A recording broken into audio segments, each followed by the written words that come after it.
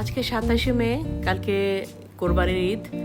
তো আজকে দুপুর থেকেই আমাদের শহরটা কেমন থাকে, আমরা কি প্রিপারেশন নিচ্ছি এবার টুকটাক একটু দেখাবো। আসসালামু আলাইকুম, আমি ফারহানা ডায়েরি থেকে বলছি। আশা করছি সবাই আপনারা ভালো আছেন এবং যে যার মতো সুন্দরভাবে ঈদের প্রিপারেশন নিচ্ছেন, ঈদ করবেন যার যেমন সামর্থ্য আছে। তো এবার ঈদটাও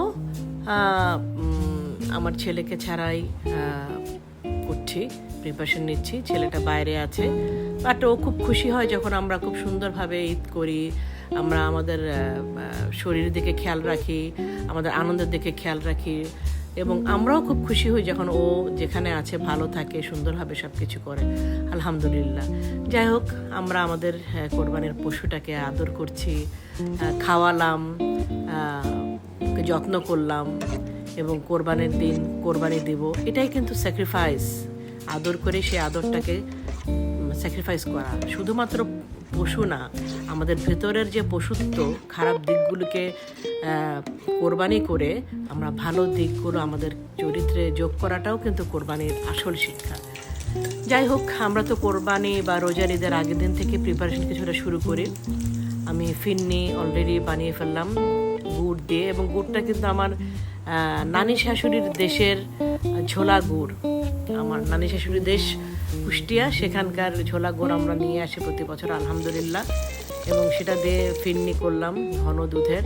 এখন কোরমা রান্না করছি, কিছু পেঁয়াজ তুলে রাখলাম, মানে ফ্রাইড অনিয়ন আর কি, পেঁয়াজের বেরেস্তা, এটা তো না দিলে হবেই না।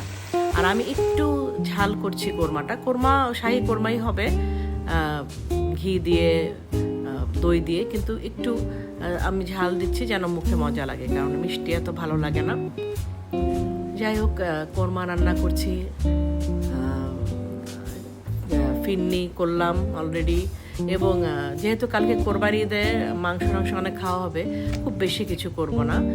তো সকালবেলা আবার আমরা রোজার ঈদ কোরবানি ঈদের সকালবেলা সবসময় আমরা পরোটা খাই।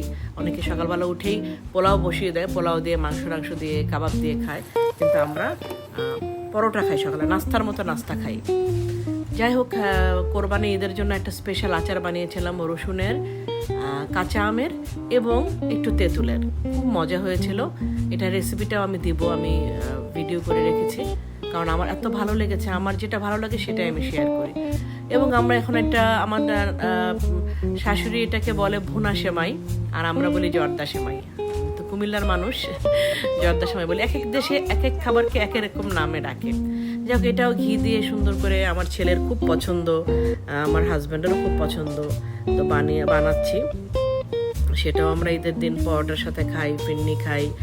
গতবার দই বড়া বানিয়েছিলাম, শাহী টুকরা, কিন্তু এবার একটু কমই রাখছি, কারণ খুব মিষ্টি বেশি খাওয়া হয়ে যায়। আর বিভিন্ন দাওয়াত তো থাকেই। বাদাম দিচ্ছি, বাদাম বেশি করে দিলে। আপনারা কি বাদাম বেশি দেন না কম দেন? আমি কিন্তু বাদাম অনেক বেশি দিই, আমার খুব ভালো লাগে। ঘি আর বাদামের গন্ধটা, বা বাদামটা কামড় পড়ে মুখে, দাঁতের ফাঁকে, এটা খুব ভালো লাগে আমার। যাই হোক, তো কোরবানি ঈদের সময় তো আমরা আর এত সাজাই না, তারপরেও কিছুটা চেঞ্জ করলে আমার মন ভালো লাগে, মনে হয় যে I am doing something and that makes me so happy. Change সবসময় আমার খুব ভালো লাগে। দুটো প্ল্যান্টার কিনেছি, গাছ রেখেছি। আজকের ভিডিওটা এতটুক, তারপরে ঈদের দিন এটা দেখাবো। আল্লাহ হাফেজ।